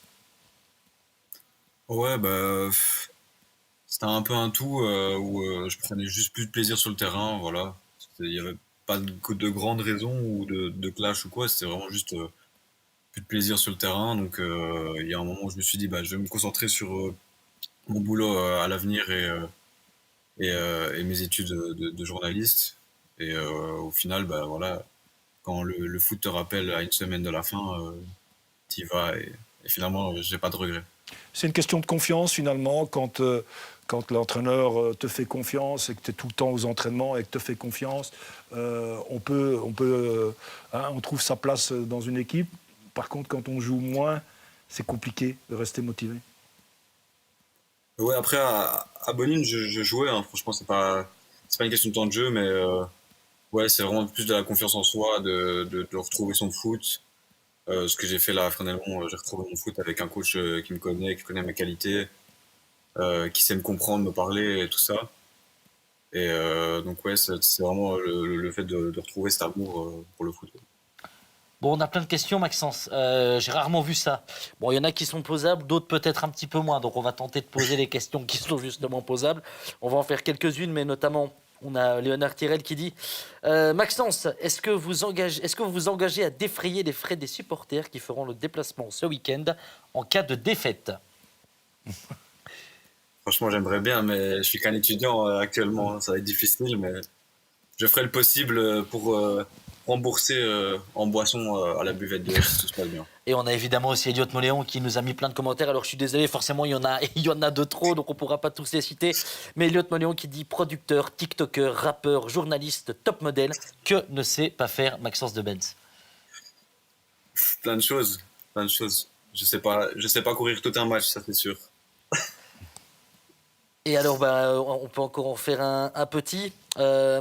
La réponse, forcément, je ne sais pas comment elle va être, mais on a Thibaut qui nous dit bonsoir monsieur de Benz. Avez-vous des remords quant à l'article sur le Captain Morgan à Loyers? C'est notre cher Thibaut Salmon. Il y a eu mes ententes, c'est pas moi qui ai fait cet article, mais les relations vont très bien avec mon cher JF Beguin, que j'aurai au téléphone en fin de semaine, avec qui on va encore discuter football encore quand je le recroiserai d'ici la fin de saison. Ouais, c'est vrai qu'il y avait une petite histoire hein, dans les journaux, on s'en rappelle, avec le petit coup de moins bien de Loyers. Un Jean-François Beguin qui avait peut-être eu voilà, ses paroles et ses mots un petit peu tournés dans un sens et qui n'était en tout cas pas ce qu'il avait dit, c'est ce qu'il nous avait expliqué à l'époque. Roméo van der Veeren, qui est votre coéquipier, je pense, du côté de Fernelmont, qui nous dit « Bonsoir Maxence, que penses-tu du mercato de Fernelmont ?» Je pense que notre cellule scouting, composée avec Roméo et notre T2 Lucas, a fait un bon boulot. On a eu de bonnes pistes, on a eu de bons contacts et j'espère qu'il y en aura encore qui se feront très bientôt. Ouais, on va quand même, Quentin, rappeler les premiers transferts effectués par Fernelmont, qui jouera donc fort probablement en P1, même certainement la saison prochaine. Élie Soleil de Meubé, bon petit joueur, beau renfort effectué par la cellule scouting de Fernelmont, un médian offensif de 21 ans de Meubé, donc qui arrive à Fernelmont. Puis le défenseur central de Profondeville, Loïc Verschuur, bon joueur aussi, Eric. Loïc Verschuur, vous connaissez Profondeville? Je ne les ai vus que 2 fois, donc je ne vais pas émettre de jugement, mais tous les commentaires sont positifs. D'accord. Puis un joueur de Jeué qui revient au club de Fernelmont, Henri Mailleux. Mais on va quand même demander l'avis aussi de Maxence par rapport à 2 vedettes, entre guillemets, de Fernelmont qui s'en vont et qui auraient été d'un précieux appoint en première provinciale. Louis de Smet, le buteur, 24 buts, qui s'en va jouer à Fem en P1 liégeoise. Je me demande si Fem ne peut pas encore monter plus haut. Et puis il y a quand même, vous me le disiez, le défenseur central, vraiment de très très bon défenseur central, on n'en parle pas assez, Alec Pape, qui a signé au Condrusien, qui est qui a, vous m'avez dit, une qualité de passe exceptionnelle pour un défenseur central. Ouais, c'est un super joueur. Comme vous le dites, on n'en parle pas beaucoup. Après, je sais qu'on parle souvent moins du côté défensif que du côté offensif. Mais que ce soit Louis ou Alec, c'est des pertes évidemment qui vont nous ennuyer, surtout au niveau groupe, parce que c'est des makers en or. Voilà, ils avaient besoin de changer d'air, même s'ils venaient d'arriver, mais voilà, de tenter autre chose, et je les comprends. Et voilà, ce sera sûrement une bonne décision pour eux, et j'espère qu'ils pourront faire le trou et prouver leur valeur. Comment vous voyez aussi cette saison qui est exceptionnelle, hein, Maxence, à Fernellement, après avoir connu la bascule, après avoir perdu pas 90% de l'effectif, mais on n'en est pas loin. Et Yves Van Kraan qui est arrivé à la tête de votre équipe. On a l'impression que la sauce a pris directement. Vous êtes l'équipe la plus performante, pas forcément de grand tracas. Le dernier tracas en date, je pense que c'est la défaite à domicile contre Ligny. Mais sinon, il y a un vrai rythme de croisière. On parlait de Louis De Smet, il y a aussi Aurélien Pleuguer, ça qu'on peut citer, qui est vraiment très très important. Qu'est-ce qui fait que selon vous, ça marche aussi bien cette saison du côté de Fernellement? La première chose, c'est que c'est des joueurs qui se côtoient depuis quelques années avec Il a ramené quand même 4-5 joueurs, je pense, de Condrusien. Et pour le reste des joueurs, c'est des joueurs qui se connaissent de vue ou de Fernelmont. Voilà, il a essayé de réimplanter cette fibre à l'intérieur du club. Donc forcément, il y a ce côté collectif qui a pris petit à petit. Après, ouais, je pense pas qu'on nous attendait à remonter direct.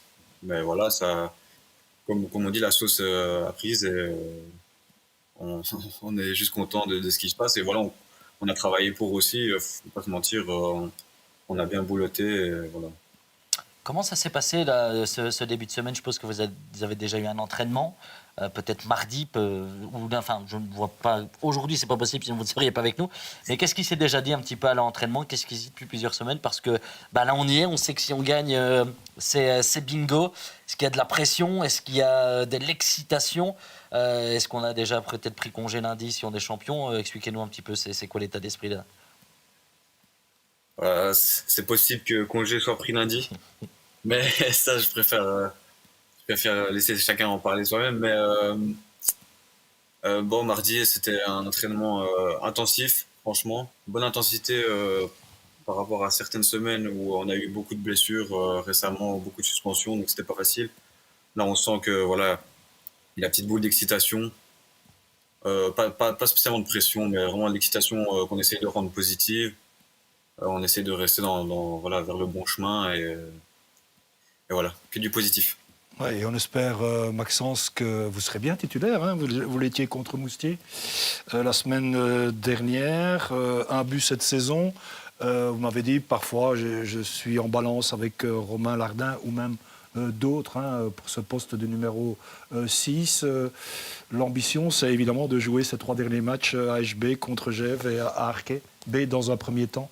Et puis, de vous installer comme un incontournable dans cette équipe de Fernelmont, même en première provinciale? Oui, évidemment, mon but personnel, c'est de jouer. Voilà, après, des fois, il faut savoir accepter le choix du coach. Je suis personne pour me mettre à la place du coach et faire ses choix à sa place. Après, c'est sûr que quand on est sur le banc, on a la tête à terre, mais une fois qu'on rentre, on se donne à 200%. Voilà, ces dernières semaines, j'ai alterné un petit peu selon les matchs, selon les physionomies du match. Et c'est sûr que ce match-là, on a tous envie de le jouer. Tout le monde ne pourra pas jouer, mais bon, j'espère que je ferai partie des 11 et que je pourrai couler le terrain de Esch et aller chercher ça pour le club et mieux pour le coach et pour tous ceux qui nous suivent. On a encore un ou deux commentaires. Bon, forcément, comme je le dis, c'est impossible de tout lire, mais je vais plutôt vous poser une question quant à l'effectif actuel avec les départs et les renforts. Selon vous, qu'est-ce qui manque encore peut-être un ou deux renforts pour la PL l'année prochaine, ou selon vous, l'effectif est déjà bon et on peut déjà espérer faire de belles choses en cas de montée avec l'équipe que vous avez actuellement l'année prochaine en P1? Ce qui nous manque, c'est un élément offensif en plus. Et aussi un latéral, mais bon, on est déjà dessus, hein. On est déjà sur le boulot, quoi. Mais ouais, voilà, c'est surtout de la profondeur de banc, avoir une bonne concurrence entre les joueurs. Comme cette année, j'ai pu avoir à mon poste, ça fait évoluer les joueurs. Être dans un fauteuil, ça sert à rien. Donc c'est vraiment ça, avoir une concurrence saine à travers le groupe. Je pense que c'est ce qu'on essaie de chercher en faisant venir de nouveaux joueurs qui aussi apportent un plus, évidemment, à notre noyau. Oui, il y a une chose qui me vient en tête, Quentin. Il y a 18 équipes de jeunes à Fortville, dans cette équipe de Fernelmont Optine, mais le club n'a pas de label. C'est surprenant, Oui, non? c'est étonnant, oui. Ouais, après, je trouve qu'on, bon, il y a du bon boulot quand même. On a intégré pas mal de U19 cette année. Mais c'est sûr que ouais, c'est difficile. Bah, après, voilà, on s'est retrouvé, comme vous l'avez dit, avec une équipe à 90% décimée. Donc c'est sûr qu'il y a des moments où les U19 montent. Malheureusement, pour notre équipe B, ça se passe pas spécialement bien cette année, vu qu'ils sont derniers de P3B. Mais voilà, on essaie de faire la transition et Yves est un coach qui travaille avec les jeunes, qui sait les faire monter et les faire progresser.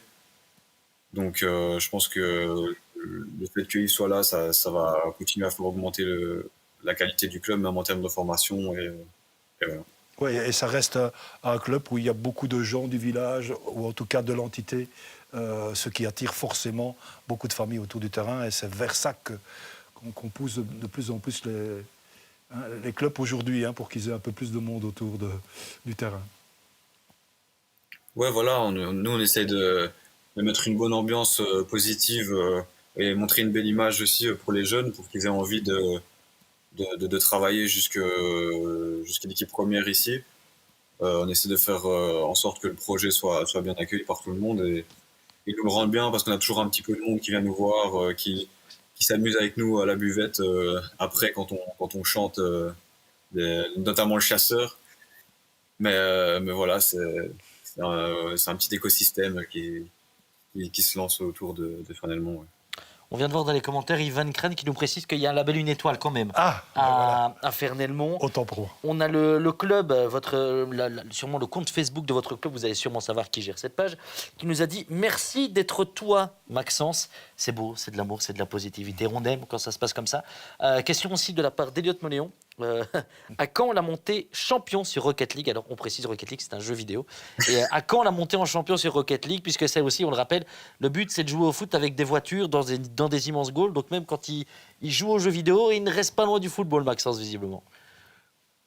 Ouais, non, heureusement, je suis meilleur pour conduire sur la PlayStation que dans la vraie vie, donc ça se passe bien pour moi sur Rocket League.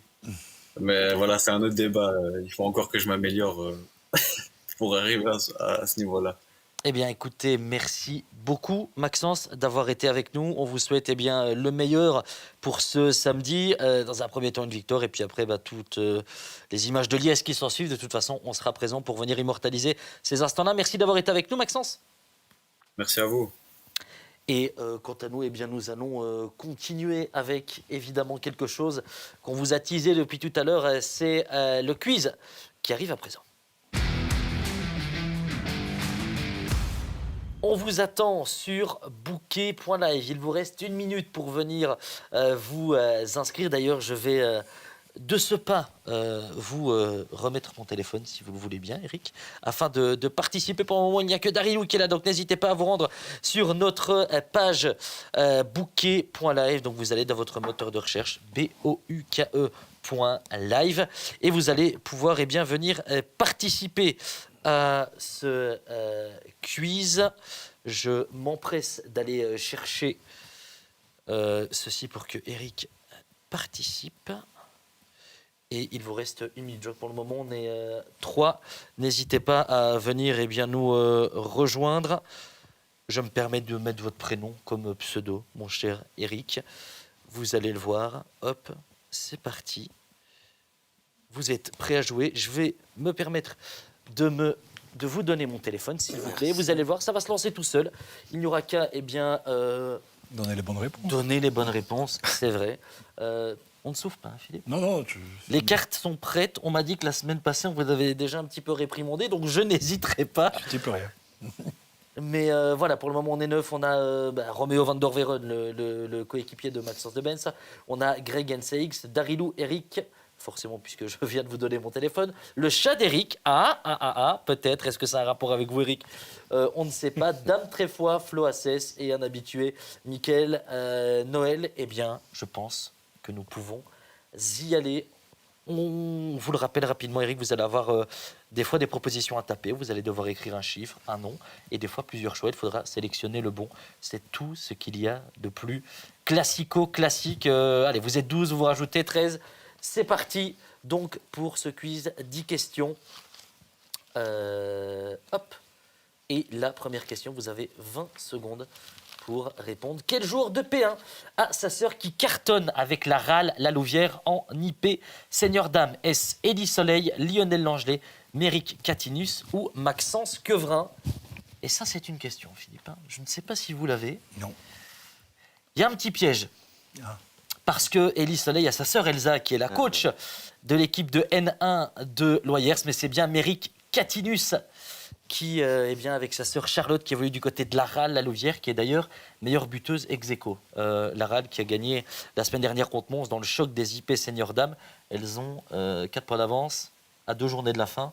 Elles reçoivent le White Star qui est mal classé, donc ça sent bon aussi pour la RAL et donc pour Charlotte Catinus, elle qui est passée notamment par le Standard et par le Sporting de Charleroi. Et c'est votre nom sans club et Quentin Leref, suivi par Lapin. Il y a 2 points d'écart et puis derrière Greg et Flo Assès. Vous allez avoir le temps de vous refaire, ne vous inquiétez pas. Ce n'est que le début. Allez, prochaine question. La deuxième.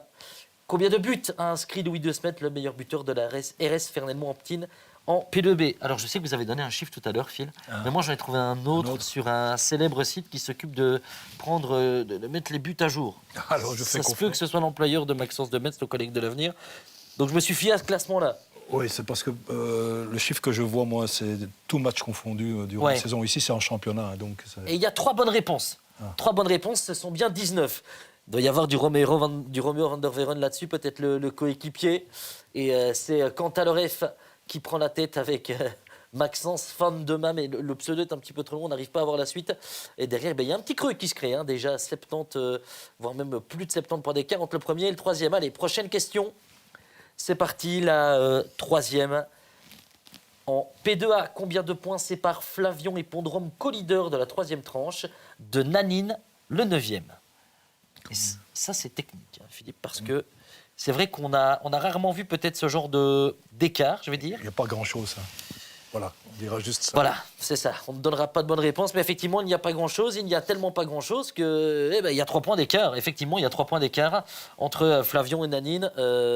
Pondrome et co-leader, ils sont champions, forcément, ils n'ont pas besoin de ça. Et surtout, on a déjà gagné une tranche du côté de Nanine. Donc, Flavion tient le bon bout. Il ne faudra pas perdre de points. Avec aussi un changement en tête quant à Leref qui glisse à la 2e place. Maxence, fan de Moléon, voilà, qui passe premier. Et Michael Noël qui remonte un petit peu la tête de l'eau. Là, il vient de rebondir, le futur coach Johnny, l'actuel T2 de l'Arquet, à la 3e place. Allez, c'est parti, 4e question. Vous allez voir, il y en a pour tous les goûts. Quel club namurois a été le premier à obtenir sa licence en D1 CFF pour la saison prochaine? Et ça, Philippe, je ne sais pas pourquoi, mais je sens que vous le savez. Ouais. Vous le savez. Eric, est-ce que vous le savez? Il reste 9 secondes pour savoir si vous avez la bonne réponse. C'est une question un petit peu piège. Maintenant, tout à l'heure, dans la revue de presse, on a donné une indication comme quoi, peut-être, allez, il y a une équipe qui ne peut déjà pas forcément l'avoir, on n'a pas eu d'infos. Une autre qui est en cours de l'avoir, et effectivement, c'est bien l'Union Namur. D'ailleurs, petit cocorico, si on peut appeler ça un cocorico, l'Union Namur est la première équipe à avoir reçu sa licence en D1 CFF de toutes les équipes de Wallonie confondues, Wallonie-Bruxelles. Ça vaut ce que ça vaut, mais je trouvais que c'était assez intéressant de le placer. Maxence, fan de Moléon, ça se bagarre devant. Quant à Leref qui repasse devant, très beau prénom d'ailleurs, de surcroît. Et derrière Lapin, 3e, ça glisse un peu. Il va falloir vite se reprendre, les gars, sinon sans quoi, il va y avoir un écart qui ne sera Lapin gagne plus toujours. rattrapable. Exactement. Allez, 5e question, on est à la moitié. À quel stade de la Coupe de la Province les pensionnaires de P2A Profondeville et Biou ont-ils été éliminés? Est-ce les demi-finales, les quarts de finale, les 8e de finale ou les 16e de finale? Là aussi, Philippe, vous êtes notre monsieur statistique, je pense que vous le savez. Oh là. Si on est un peu suiveur du foot namurois, normalement, ça doit passer, mais il faut avoir le temps de regarder tous les matchs et c'est jamais évident. Parce qu'il y en a beaucoup, c'est clair. Et effectivement, c'est les quarts de finale. 13 bonnes réponses sur les 14. Sur les 15, pardon, il y a également 2 mauvaises réponses pour la demi et la 8e de finale. C'était une question un petit peu filoute, mais si tout est simple, ce n'est pas drôle non plus. Quant à Leref qui continue son selon en tête, mais talonné par Maxence, fan de Moléon. Derrière, c'est Lapin qui est toujours là. Comme disait Philippe, Lapin ne perd jamais la réponse dans quelques questions. On est à la moitié, félicitations. C'est maintenant l'heure de continuer. On va passer à la 6e question. Pour quel club Alessio Porcaro, l'ailier de Loyers, évoluera-t-il la saison prochaine? Là aussi, Philippe, je ne sais pas pourquoi, je sens que vous le savez. Bah, vous me l'avez appris avant l'émission. C'est vrai. Mais oui, il faut faire croire que vous le savez, Philippe. Je ne vous ai rien appris, vous l'avez deviné. Petit indice, quand même, le coach, le futur coach d'Alessio Porcaro l'a déjà eu. Il était dans le chat tout à l'heure. Il a mis un joli message à Eric. C'est en effet du côté du Condrusien que l'ex-Rinois, déjà coaché par Thomas Dennis, va évoluer la saison prochaine. Philippe, c'est toujours bien. On sait qu'il avait un petit peu de difficulté à s'habituer au rythme de la Détroit. Retrouver quelqu'un qui le connaît bien, ce n'est pas forcément une mauvaise chose. Oui, mais en début de championnat, il faisait quelques bons matchs là, avec Loyer. Joker de luxe, oui. Jean-François Beguin en parlait en bien, donc j'étais un peu étonné de son parcours par après. Mais là, ce que je constate aussi, puisque je vous ai parlé du défenseur central de Fernelmont, là, excellent joueur qui s'en va au Condrusien, et il y en a d'autres. Le Condrusien est encore en train de bâtir une grosse équipe pour la saison prochaine, avec des bons renforts, bien ciblés. Notamment à Logan Boukran, qui n'est plus là. Il va falloir, en tout cas, pour une partie de la saison prochaine, essayer de remplacer un petit peu ça, parce qu'il n'a pas eu une blessure évidente. On lui souhaite d'ailleurs beaucoup de courage pour la suite, et c'est toujours Maxence Fan de Moléon qui creuse un petit peu l'écart, mais l'impact passe devant. Philippe, je vais finir par croire que votre adage était le bon. Allez, on est à la 7e question, on verra bien pour la suite. 7e question, quel joueur de Loyers B, évoluant en P3B, a fait son apparition en Détroit CFF avec l'équipe A dans le derby face à l'Arquet ce week-end? Est-ce Matthaus Brion, Baptiste Dauphin, Jean-Cy Thomas ou Henri Stott Malengue, mais qu'on appelle Henri. Je pense que lui-même aussi souhaite qu'on l'appelle Henri. Elle est technique, hein, celle-là. Elle est technique. Je l'ai commenté d'ailleurs ce match, mais effectivement, il y a quand même 12 bonnes réponses. Bien joué, c'est en effet Henri Stott Malengue qui est rentré 10 minutes, qui d'ailleurs a aidé à pousser à la faute Brassard pour le 2-1, ce qui n'aura pas suffi puisque l'Arquet a inscrit le 3e derrière. Allez, Maxence Fan de Moléon qui est toujours devant, le Lapin toujours 2e, quant à le ref 3e. Le corps arbitral n'est jamais bien loin. 8e question. Il en restera 2 après celle-ci. Quel était le score lors du dernier affrontement entre l'Union Namur et le Standard de Liège B au Stade Adepts de Jambes? Rencontre que vous suivrez pour nous ce dimanche, Philippe. Oui. Et là, c'est technique, parce que les gens vont se dire, oui, ils pensent au dernier résultat. Sauf que le dernier match, eh bien, c'était au Standard B, dans ses playdowns. Ah oui. Mais il y a eu un match avant Que vous aviez commenté. que j'avais commenté. Effectivement, c'est sur le score de 2-1 que les Namurois s'étaient imposés. Mais depuis, le Standard B a bien repris. D'ailleurs, du côté de Namur, il faudra faire attention. Hein. Oui, je pense que le Standard n'a pas perdu dans est le invaincu, play-down. ouais. Ouais. Beaucoup de matchs nuls. Mais et encore, on n'a pas fait redescendre des joueurs de l'équipe. Hein. Donc attention, peut-être. Ouais, ce sera un match clé pour Namur. Oui, ce sera clé et on aura le plaisir. Standard. On aura le plaisir de vous y retrouver, Philippe. Allez, quant à le rêve qui passe devant Maxence Fan de Moléon pour 25 points. Il reste 2 questions. Michael Noël qui est en train de revenir. Attention, un retour peut-être à l'image de son équipe pour le tour final du côté de Michael Noël. C'est ce qu'on lui souhaite. Avec quelle particularité de l'Union Saint-Gilloise Promise David a-t-il inscrit le but du 2-0 face à Antwerp? A-t-il marqué alors qu'il avait perdu son short, ou il avait son maillot déchiré? Lui manquait-il une chaussure, ou avait-il perdu une lentille de contact? Évidemment, on ne pourrait pas l'utiliser autrement. Si vous avez vu le match, normalement, vous devez le savoir. Hein. Ça a été d'ailleurs bien physique, c'était rare de voir ça. Il y a une carte rouge derrière, mais effectivement, c'est avec son maillot déchiré. D'ailleurs, il y a cette image, on voit tout le col déchiré, et on le voyait même limite torse nu. Hein. Promise David qui a dû aller changer de maillot, mais qui était un monstre de puissance là-dessus, et qui a été inscrire un très joli but pour le succès, le large succès 5-1 des Saint-Gillois dans ces playoffs 1. Les Maxence Fan de Moléon qui reprend la main derrière Lapin, qui est toujours 2e. Vous allez voir qu'il va nous passer devant à la toute fin. Et c'est le moment ou jamais. C'est la dernière question. En P3, qui a été nommé nouvel entraîneur de l'INIB? Ah, ça, Eric, je sens que vous l'avez. C'était dans la presse ce matin, ça, je pense. Déjà, il y a quelques jours, oui. Michael Noël, en tout cas, il aura la réponse. Il faudra nous donner le classement d'Eric, parce que vous n'en avez pas encore Je suis parlé. 11e là. Donc. C'est vrai, on va Je faire connais le son point. prénom, mais je ne connais pas son nom, donc temps écoulé. Et en effet, c'est bien C'est Michael Perron. Michael Perron, évidemment, Greg Ancio qu'on salue, qui je ne savais pas que Greg était peut-être coach, je l'apprends. On en apprend tous les jours, hein, forcément, ici à Bouquet. Mais en effet, c'est bien Michael Perron. Personne n'a donné de bonne réponse, aïe aïe aïe.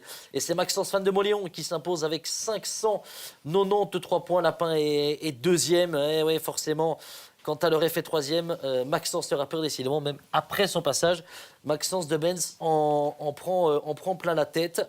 Et C'est son soir. et oui, c'est son soir, effectivement. Pour un futur journaliste, peut-être c'est toujours un peu plus malin. Il nous précise aussi, Charlotte est aussi passée par Fernelmont. Ah, eh bien, je l'apprends. Magnifique. Merci de nous le dire, Maxence, comme quoi il faut toujours se fier sur nos collègues de la presse écrite. Ce n'est pas plus mal. Merci beaucoup, Eric. Ça va, c'était chouette quand même, une 11e place. Vous avez quand même trouvé les réponses. C'est pas mal. On est donc, c'en est donc la fin de ce quiz.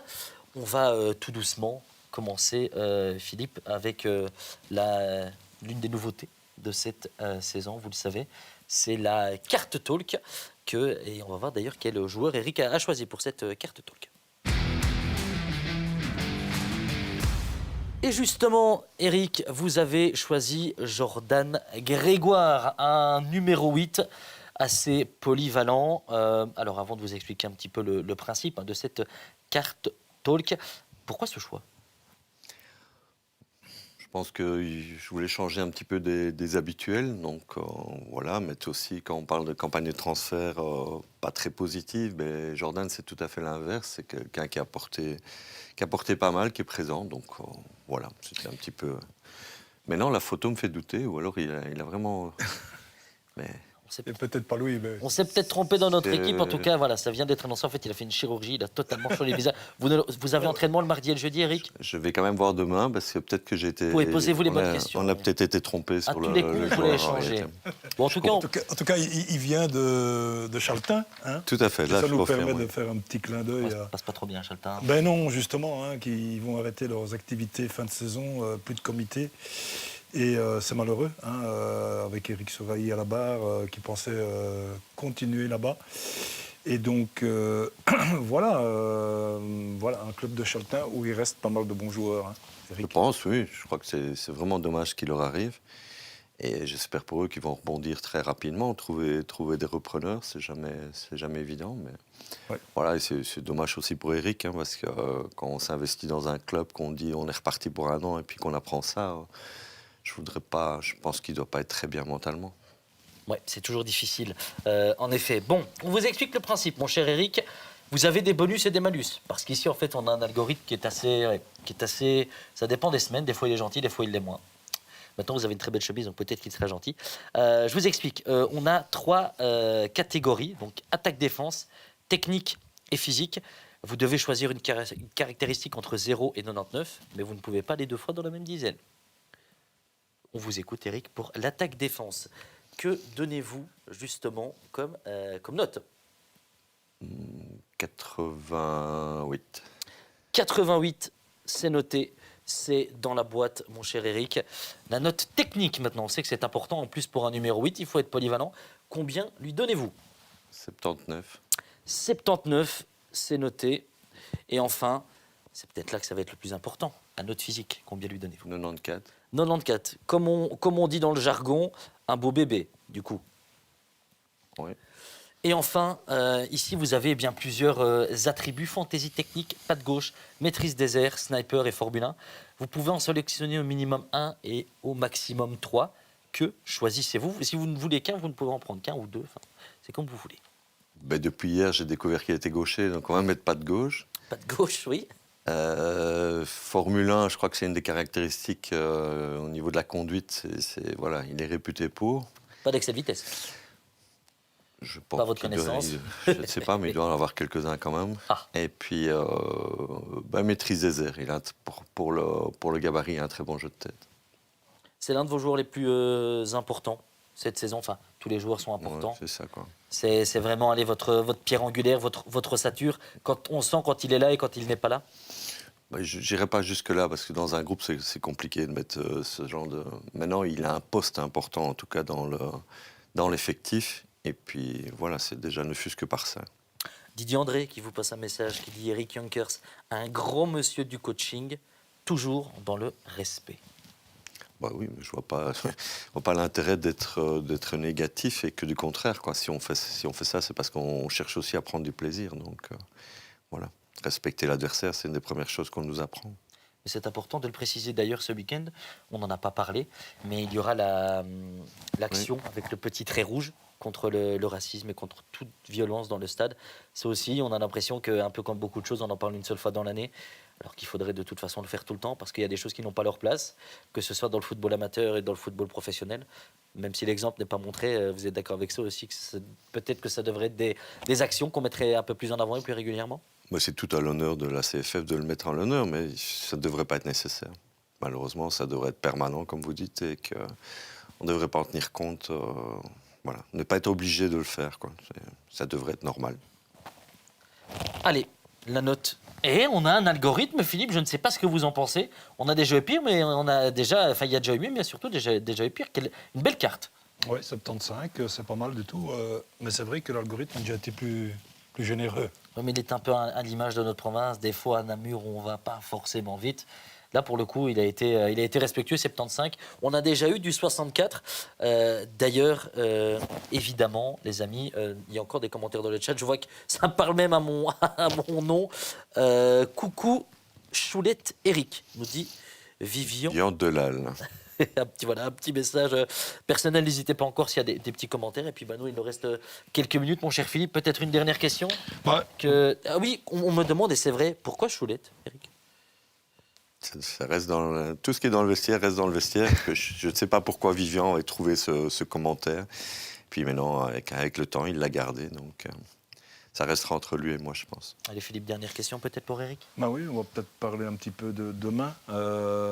S'il y a malheureusement cette descente, ce sera illico rejouer de toute façon le titre la saison prochaine. Et vous êtes en train déjà de transférer pour avoir une équipe qui se maintiendra plus à l'aise l'année prochaine ou pour jouer le titre en P2. L'effectif sera le même, donc la campagne de transfert est lancée, parce que maintenant il faut y aller de plus en plus vite, à mon grand désarroi, mais c'est comme ça. Et je crois que l'effectif sera prêt, soit à connaître, on espère, une année plus calme dans le ventre mou de la P1, et si pas, de jouer le plus près possible de la tête en P2, mais c'est aléatoire. Dire on va jouer le titre, non, pas du tout, on va jouer le plus haut possible, ça c'est sûr. Donc la campagne de transfert est la même pour les deux cas en tout cas. Oui, vous aviez des joueurs comme Nazé, comme Leyson qui n'ont pas joué beaucoup cette saison, qui reviennent comme Leyson pour le moment, mais qui vont partir à Biou, rejoindre leur copain Maxime Lalou.